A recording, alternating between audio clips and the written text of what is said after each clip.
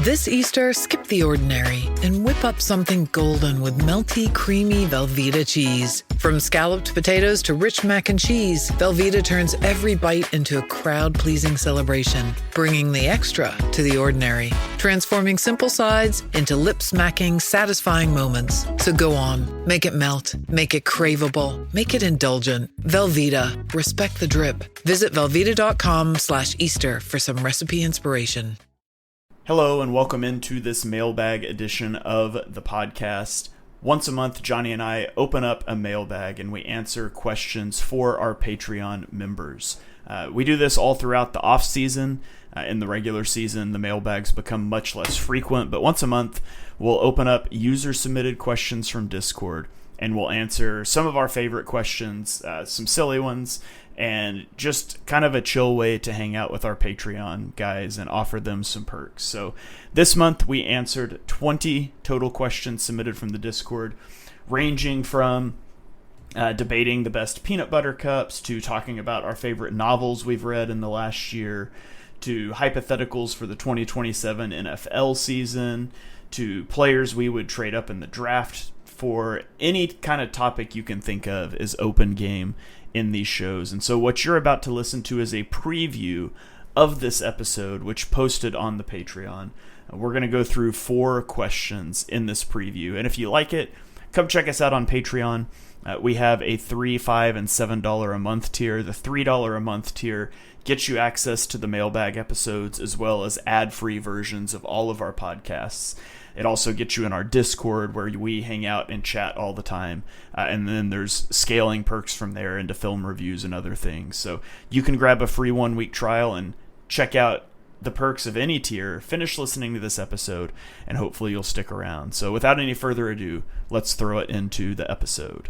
What is up, Patreon? Welcome into our... I actually don't know if this is our March or April mailbag. I can't remember if we do these at the end of a month or the beginning of a month, and it's on the 1st. Welcome into the April's Fool's Day edition of the mailbag. We haven't done one of these, I guess, in a month, so I guess so. Excited to dive into, I don't know which part of the month, but excited to dive into y'all's questions. We got some good questions from Discord, a few that came in on the official Patreon too, and just a reminder, if you are in the Patreon, but you haven't gotten into the Discord, you want to do that. Just go into your connected accounts and connect your Discord, and it'll automatically put you into the server. All Patreon tiers have access to the Discord server. And as opposed to me putting out a plea for questions the week of on Patreon, there's just a channel you can drop those in anytime as they pop into your head for us to pull out for these mailbags, as well as great discussions. We've been discussing in a far better way than Twitter.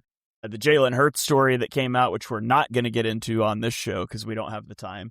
But we've had discussions about that, about all kinds of different stuff. And I enjoy hanging out in there as I have the chance. And I think you would too. So again, if you're a paying Patreon member, come get in the Discord. If you don't know how, shoot me a message on Twitter or through Patreon and I'll help you get that set up. But Johnny, I like that the nickname is still here for you in Riverside. We've got Johnny Munt Page here. How are you doing today? I am good. It's better than Johnny Wilson Page, I think, after my last Twitter fiasco. I did jump back on Twitter today to tweet one thing about Hurts. So, occasionally it's worth just, we're not going to get into that today because I really can't be arsed, Shane, in all honesty. I tweeted about that too, and Kevin Nagandi quote tweeted me. Yeah, I'm just like, we've said our piece about Hurts in the offense last year, so let's not do it. I did want to very quickly just share my screens. If you're watching a video here, a little spoiler of a couple of things I just wanted to show very quickly, because we are hopefully very honest here, Shane. If you are a subscriber on Patreon, firstly, thank you. You are a legend, because we haven't actually gone down very much since the season ended. And this may be a weird thing to say on your own podcast, but I'm sort of surprised because the content has been lacking. And I think it's worth pointing out that draft time is a grind. And just to show some of the work that I'm doing at the moment, I will be starting to get into a lot of videos on these prospects. But personally, a lot of people, I think, which is fair enough, don't follow a lot of draft stuff until the draft actually happens because they analyze players when they're picked. But hopefully our listeners want to see a little bit of stuff before. So I just wanted to show two things that I'm doing this year that will all be out to Patreon over the next month. I'm always going to have my rankings for Bleeding Green, but I'm always going to save a little bit for the Patreon. So this is something I'm trialing this year. And before everyone quotes me on these rankings, these will change because this is like my initial look through a position and then I change how I do it. So before you think it might look the exact same by the time of the draft, it might, because some of them are final, but some of these are different. So just very quickly, you should be able to see it on the screen now. Can you see that, Shane? Yes. Let me fix the layout. There you go. I Is see it it. visible? Yeah. Wicked. So one thing I'm trying to do this year is rank them by tiers and stuff, but Eagles related, and also do a little bit of like, for example, if they're in red, it's like Eagles just won't consider them. So I might have Jeremiah Love top 10, but it doesn't mean the Eagles are going to consider him. I might have green for who I think is a particularly good scheme fit. So at wide receiver, I don't have anyone in green because who the hell knows, like who's a good scheme fit or who's a good need potentially this year. And then I've got like a little yellowy where I don't think they'll look at them. They're unlikely. And basically just normal just means normal. But I'm trying to do like this whole, almost like how I would view the Eagles board, which I'll release it position by position. I mean, I've obviously got individual rankings as well. But this takes a long time. There's a lot of film. It's not, I don't want to do just scouting reports. I never have wanted to because there's no point doing scouting reports in some ways because there are so many already out there. So I'm trying to make it very Eagles specific this year, basically. And I think I already showed you the other one. I already showed people this, but I'm going to release them like a form for each position or a page for each position.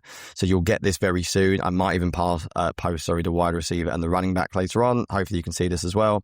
But yeah, it's just the Excel document and I've basically bunged it into an AI tool, but I've taken my own Excel doc, all my notes. This is how I've done it for BGM for ages. I've always summed up the player and then put my thoughts on him, where I would take him. And I've got that for like, hopefully every position. So I'll put them all together and you should basically get a giant PDF by near the draft with every position, where I would take them. And I'll have some stuff out about like who I would like in the first, in the second or the third round. But in order to do that, takes forever. So apologies, the content has been slow. I've literally been working every evening. That's just draft for you. So I appreciate you lot for sticking around because I haven't released much the past few weeks. And the simple truth is because I'm going to be releasing loads in the next 30 days, but it's a lot of behind the scene work. Yeah, that's it. Let's get into it. All right, let's dive into our questions. Question number 1 comes from Daniel. Actually, our first 3 questions come from Daniel Lee. So first question. He said, I had a funny thought. The league hates Nick Sirianni and believes he's a terrible coach carried by talent. However, his resume is immaculate and is already an all-time Eagles coach. So what more do you think Nick has to do to become a Hall of Fame coach? Johnny, you just took a drink of water, so I'll throw it to you first. I'm all good. Yeah, do a lot better for a number of years. I think I don't even care about things like Hall of Fame, I've never really been a big care of stuff like that. However, for me, what makes people get into it is longevity. So it's not just the short-term success, it's being able, like Andy Reid, for example, doing it with Philly, not winning it, then going to another team and doing it. Like, I think to an extent you need to have simply more success. So he will need to prove he can do it over a consistent time. Maybe at least, I don't know how Hall of Fame for coaches works, but 3 to 4 playoff runs, maybe another Super Bowl as well. He's still got a while. I don't think he gets the credit rightly or wrongly. I think you got to do this job for a long time. And yeah, he's nowhere near doing it long enough yet to be considered like the guys like Sean Payton's of the world in the NFL now, whether you like him or not, at that like higher tier of coaches. Yeah, I mean, Bill Belichick's not a Hall of Fame coach, so... Yeah, that doesn't count, though, does it? That's, that's political stuff, isn't it? Yeah. So Mike Shanahan was a 2-time Super Bowl winning coach who revolutionized the zone blocking run game, and his contributions spawned the current Kyle Shanahan and Sean McVay coaching trees, and he's not in the Hall of Fame. Tom Coughlin won 2 Super Bowls and turned the expansion-era Jags into a contender. He's not in the Hall of Fame, so Sirianni needs another... In my opinion, Sirianni needs another Super Bowl ring and 150-plus career wins, which means a decade of sustained success. Like, if he gets a decade of sustained success and another ring, he's probably going to make it. Otherwise, he's always going to live in the shadow of the rosters that Howie built for him. So he's got a long ways to go to be considered. Also, Hall of Fame head coaches shouldn't enter every other season on a hot seat. So maybe he's not. You hear Jeffrey Lurie talk very glowingly about him, but it's got a long way to go. It takes a lot of time and a lot of sustained success. It can't just be a flash in a pan over a 4 or 5 year period. Yeah, I agree. Players have to come, maybe even different quarterbacks have to come and go, etc. over a coaching career. I think that all matters. So yeah, I think he's a while away. Yeah. Okay, Daniel's second question is said, when Vic Fangio retires, and then he said, hopefully in 10 years. Sadly, I think it's going to be sooner than that. Who would you rather have as defensive coordinator, a Vic Fangio disciple or a Mike Macdonald disciple? And then Kev asked a similar question about a Fangio disciple or Jim Schwartz. So, Johnny, let's rank Macdonald disciple, Fangio disciple, and Jim Schwartz as our preference for the Eagles next. You want me to take this one first? I think we're definitely going to agree on who's third, aren't we? I assume. Don't know. Okay, Probably. Well, I would put Jim Schwartz. Okay, yeah, we agree with who's third. Yeah, I think nothing against Schwartz. It's just very more player-focused and scheme-focused. Schwartz has a great first punch, and he has no counter punch. Yes. I still love Jim Schwartz. Yeah, don't me get me too. wrong. I think when you've been in a Fangio system or studied it like we have for a while, it's really hard to go back because you feel like, oh, this is simple. I would actually go, personally, I would probably go McDonald first. And then Fangio second, mainly, and there are two reasons really. Number one, just for schematic enjoyment, learning something new, getting to study someone else. I think I would describe it as the Mike Macdonald tree has like a higher upside. I think maybe there's like a little bit more disguise, a little bit more like evolution of the modern game. But Fangio disciple is probably safer, and for this team probably fits better. But maybe I'll take the wild swing on a Macdonald disciple, although it's definitely more risky. Yeah, I'm with you. I go Macdonald disciple, then Fangio disciple, then Schwartz. Macdonald is more aggressive, whereas Fangio is more like structured. Yeah. I question the Fangio system without Fangio at this point. I question the ultimate upside of the Fangio system when Fangio is not the one pushing the buttons. So that's why I would take a Macdonald disciple over a Fangio disciple. Yeah, and I think, as I mentioned, maybe the upside of Macdonald I think he's very modern. I'm very interested to see where he goes the next few years. I haven't really scouted his tree properly, but I've watched him obviously in the playoffs a lot, and I know Wannabe GM did some good stuff on him in the Super Bowl and stuff as well. And it's very interesting. Feels a little bit something fresh. Nothing against Fangio. What Fangio does works. He's the best at teaching it there is. But Macdonald feels like a little bit of a breath of fresh air, shall we say. Yeah. Okay, and then Daniel's third question. The 2026 draft is full of good players for safety, receiver, edge, and tight end. The roster conveniently needs talent for all of those. What do you think about shaping your roster decisions based upon the next year's alleged draft strength? Yeah, is this question wrong? Is it meant to be 27, draft, or? Well, I think he's saying that this year's draft fits well with what the Eagles need. Okay. And so should the Eagles be looking at 2027's alleged strengths and that impact their roster decisions now? No. I think is what he was saying. Is that fair? No. Yeah, I'm with. It's very, very difficult to know what the strength of next year's draft is. Yeah. It just feels like it's an ever-shifting target. The most important year of film that any draft prospect has is their final year. So the most important piece of the puzzle is missing for everybody in next year's draft. And so if you're chasing a franchise quarterback, I think you have to look ahead. Otherwise, I think it's unwise to really factor that in too much.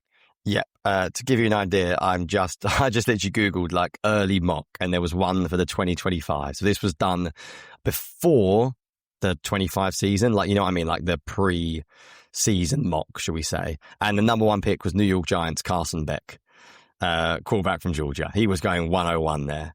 Eli Ricks was a top 5 pick going into his senior season. Yeah. Shador Sanders was going 4th overall. So have a look at some good ones. Some of them are still there. Quinn Ewers from Texas was going 8th overall. Nick Skellhorn was going top 10. Travis Hunter wasn't even going top 10. Things change, basically. I think it's really, really hard. Sometimes players come out exactly like you think, but quite a lot of times they don't.